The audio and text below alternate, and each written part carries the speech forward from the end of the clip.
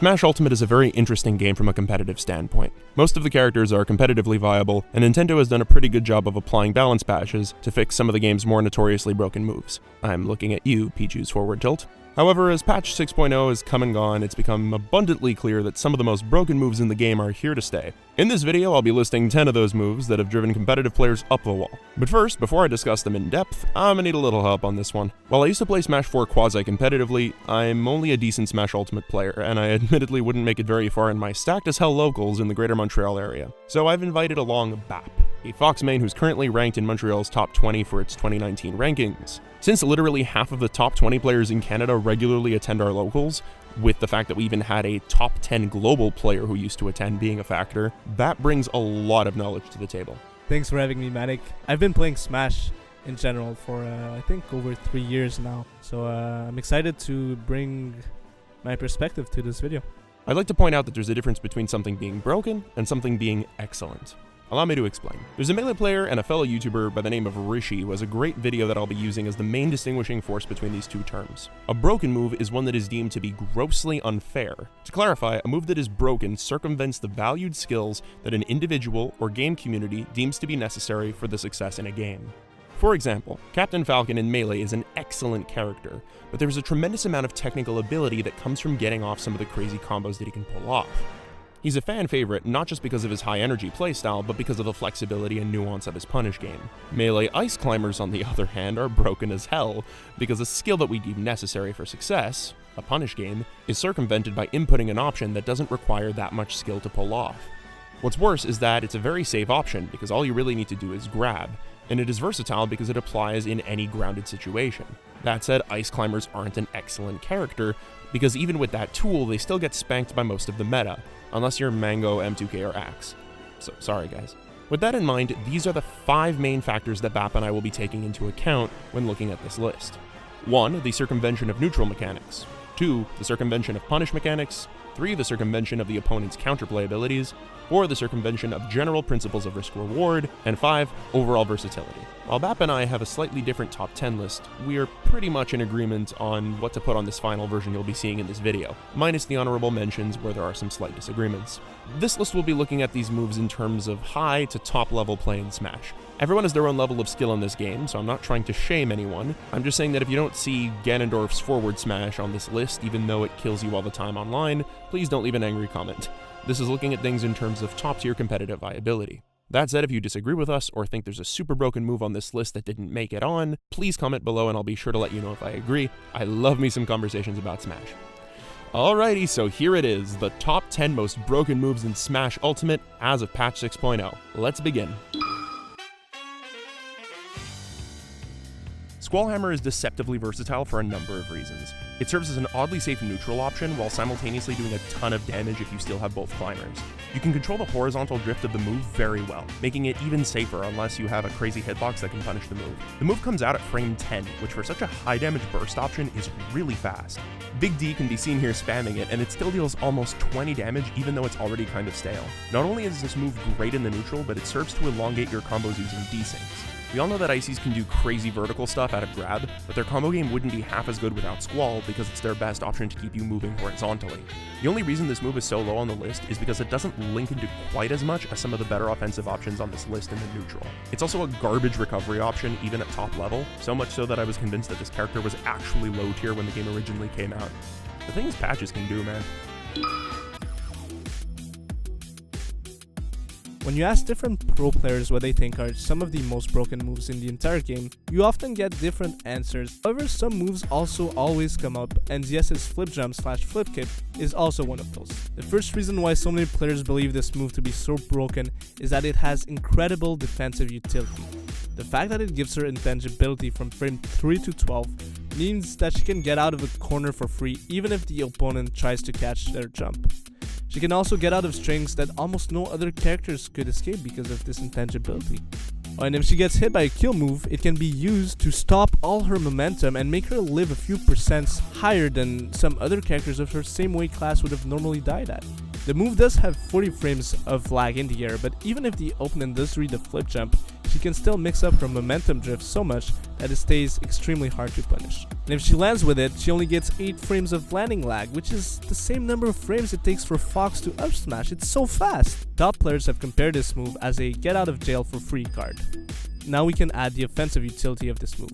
If ZSS hits a grounded opponent during flip jumps, she buries them, which usually gives her a free up B afterwards, or an even stronger punish using flip kick. Indeed, the most dangerous part about down B is actually flip kick. If ZSS presses an attack during flip jump, which is her normal down B, she does a kick which is called flip kick, which has a sweet spot and a ridiculous amount of spiking power. This move can kill as early as 40%, and although it is laggy, she has true setups into the move at almost all percentage ranges, removing any risk that this move may have. Nair, bair, fair, down smash, even falling up air, and Zair can all true combo into it. Although this move might not have great launching power, the versatility and utility that it has is what makes it broken. Not only does it come out frame 4, it also hits behind and in front of Pikachu, which makes it a very strong out of shield option. What makes it really broken are those two things though. One, it combos into itself or into other moves such as a grab, which means opponents hit by a bair will almost always end up off stage. This is especially good when you consider how strong Pikachu's edge guarding game is. The second reason why this move is so broken is that it is extremely hard to punish. Although it is minus 12 on shield, the move has a very high chance of shield poking, and even if you angle your shield up, it can hit your character's feet if Pika decides to fast fall. Pika can choose to cross up with the move, and we can't forget what some players like to call the pancake or the pizza effect, which is essentially when the character's hurt box becomes ridiculously small as Pika lands with it. All of this taken together makes for one of the scariest moves in the entire game. Isam also made a video recently ranking each of Pika's moves, and he ranked Bair first. So if you want more detail as to why this move is so good, go check out his video. Inkling's Bair is the safest neutral option in all of Ultimate, and is also one that you can use twice in the same neutral interaction, even if you're close to the ground. You can cross it up and use it to edge guard, you can throw the opponent into a tech situation that can even result in a kill. The move is minus 3 on shield and comes out frame 7. I've literally seen some people successfully parry this move and still fail to punish it in any meaningful way. Poor Greninja.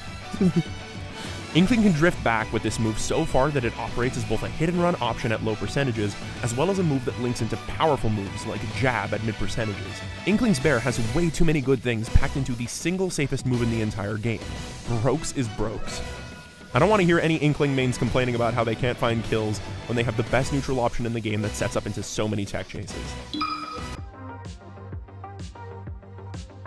Here's a surprising pick for people who do not play much against Wii Fit. This move is essentially a stat booster on crack. It boosts her damage output, it reduces the damage she takes, it improves her walk, initial dash, and dash speed. It increases her traction and gravity, and increases her air and her fall speed. That's like 9 different stat buffs from a move that can be used more often than Cloud's Limit or Joker's Arsene. With the character's strong combo game, Deep Breathing allows for the most damaging strings in the entire game. Oh, and don't be mistaken, just because the move doesn't boost her knockback, her damage output boost essentially also increases her launching power, which grants her, for example, a frame 5 Bair that kills only 2% later than Charizard's Bair. From being able to deal 80% in 3 seconds to killing midweights at 70% from true strings such as Nair to Bair, it is generally agreed upon Wii Fit trainer enthusiasts that this move literally carries her. Trigger warning, some of the sounds in the segment of this video may result in the reliving of psychologically traumatic events, and is hence ill-advised to view if you are drunk, near a bridge, pregnant, or in a compromising mental state. The sounds you are about to hear have been used by ISIS terrorists to torture some of their captives. You have been warned.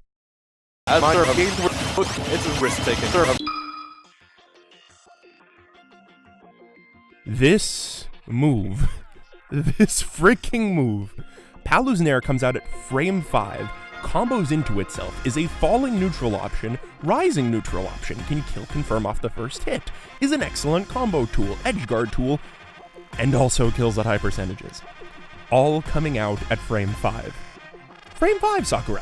Frame 5.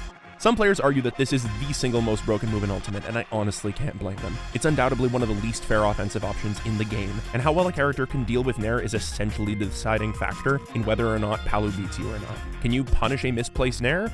No? Losing matchup. Do you get comboed easily by Nair? Yes? Losing matchup. Can you get infinite loop by Palu's Nair on a platform? Yes? Losing matchup. Palu isn't a perfect character, but with options like Nair, sometimes it can really seem like she is. Palu's Nair is so broken, it beats every move in the game. It doesn't even trade, it just beats everything. Why does this move exist? It's not fair. I don't... Calm down. Calm down. This is why I had the trigger warning at the start of the video. I'm sorry.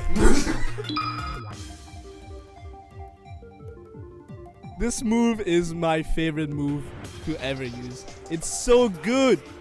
It's so useful and it's so versatile. The fact that it comes out frame 4 and last 19 frames is already really good.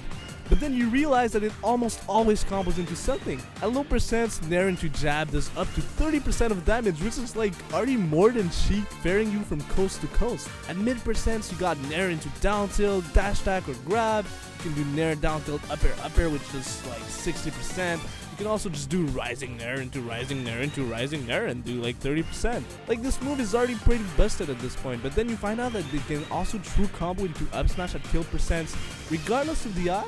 And as if all of this wasn't already enough, it also auto cancels and is only -3 or -4 on shield, meaning that unless you're part of the 5% of the cast that has an extremely fast upbeat of shield, this move is literally unpunishable on shield. Fox players can literally just ban this move and get away with it. It's so good. But Fox still sucks.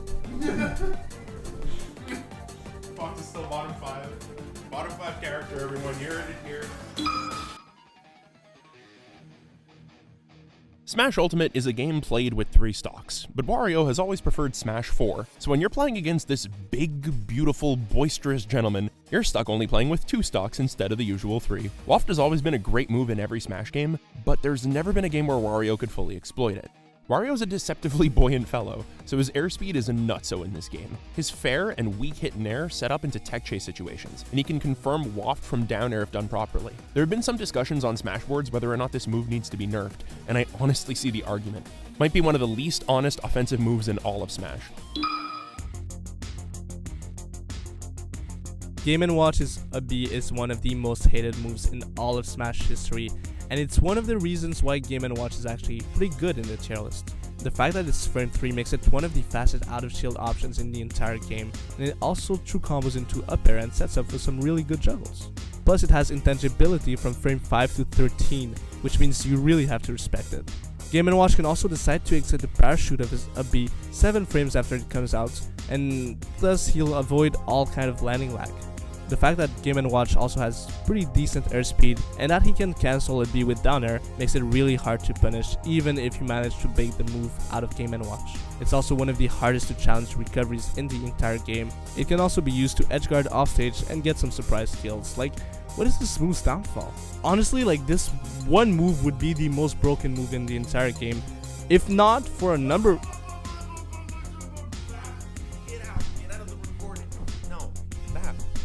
To learn is that you have to tease the audience. You must lead them into it. So first, some honorable mentions.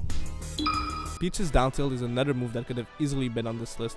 It's safe, it combos into everything.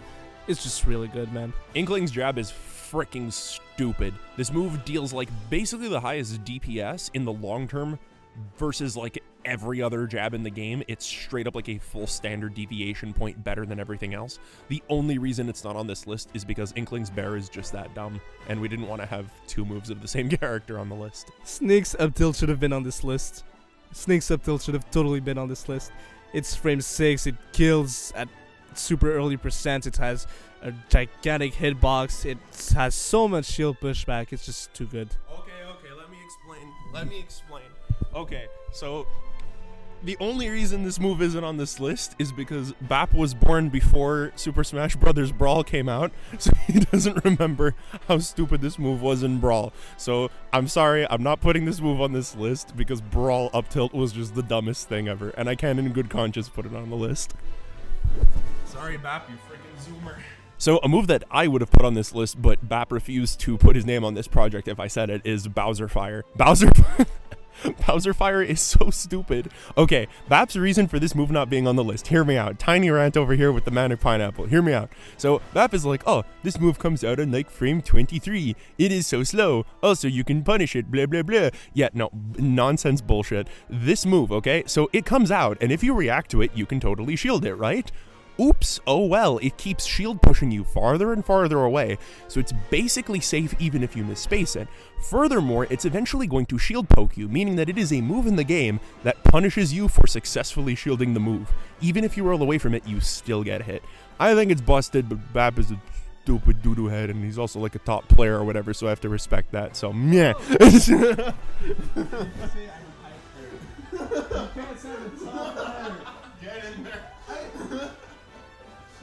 High tier! Like, I'm barely high tier. Please make sure to put this, I'm not a top level player. Thank you. I'm going to go with Terry's Buster Wolf as my last honorable mentions. The character is still relatively new and we're still figuring out so many things from him, but the fact that it kills so early is just too good. You can combo Nair into forward tilt into that move and it kills at 45%. It's so dumb. The only reason it's not in this list is that it basically doesn't exist until you have Go. Yeah, basically Joker's Bear is only going to make its way onto my honorable mention list for the same reason as Terry's Buster Wolf. It's an incredibly broken move and ridiculously dumb, but it scores very low in terms of versatility because of the fact that you only have it when Arsene is out. And I mean, regular Joker's Bear is a fine move, but yeah, no.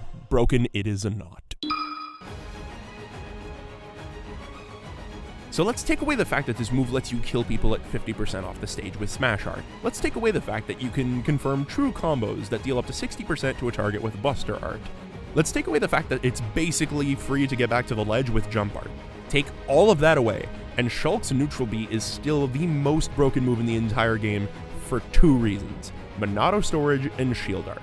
Monado storage is the very definition of broken. The whole point of the Monado arts is that you get a huge reward off of them, but you have to risk actually activating them, and you're stuck in that mode until you switch, incurring all of the weaknesses of that art while you're still in the neutral. Some arts give you more attack damage, but you also take more damage. Some make you faster, but you also do less damage.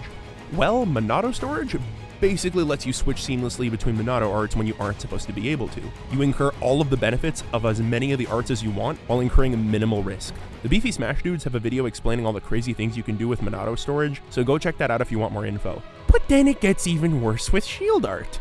So here's a fun little question for my fellow Smashers. Thrill me with your acumen. You're a character who has just seen a Shulk misspace an aerial. Hooray! So with your knowledge of Smash and knowing you can't punish the attack with Ultimate's laggy grab mechanics, what should you do? A. Punish with a strong out of shield attack. B. Do nothing like a dumb little baby. If you chose A, then congratulations, you just got punished for playing the game correctly. He can do that, that's crazy! Remember the 5 criteria that I listed at the start of this video? Well, Shulk's Monado dial essentially checks every single box off of here. Misspace an aerial? You're fine. Land a hit? Deal a butt ton of damage. Opponent uses a multi-hit on you, they die, not you. Shield Art can basically make you live until 200%, in some situations even against a character with great kill potential like Olimar. Seriously, just watch the Salem versus DeBuzz Momocon battle if you don't believe me. Shield Art is literally the only move in the game that gets you punished for hitting Shulk. Like, you can literally be in a combo doing a Cloud Force Smash or a jab on Shulk, and he'll just switch to Shield Art and then kill you with a Force Smash. Like, it's so dumb. It's really the only move that has this attribute, and this is why it's broken. This is why it's number 1 on this list. Yup, it's the most busted move in Ultimate in this Pineapple's most humble opinion. I'd like to yet again thank the lovely and talented Bap for helping me out with this video. I found his approach to analyzing moves incredibly unique, and it was a huge pleasure having you on board, man. No worries, Manic. Say the line. Say the line, Bap. Say the line. You are, after all, the greatest poker of all time. I can't even say it, even if I want to, man. No, okay, you are... Out of my house. I'm not putting you in the video anymore. Hey guys, thank you so much for watching this video. It's my first collab, and I could not have asked for a better collaborator than Bap. He is so smart and really, really awesome to have around, so super thankful for having him here. And if you guys liked him around, then make sure you hit that like button. And I'm gonna probably make some more Smash videos. As you can already tell on this channel, there's a bit of Smash content there. So I kind of like the game, so I'm probably gonna keep talking about it a bit more. So if you want to hear my thoughts, then hit the subscribe button.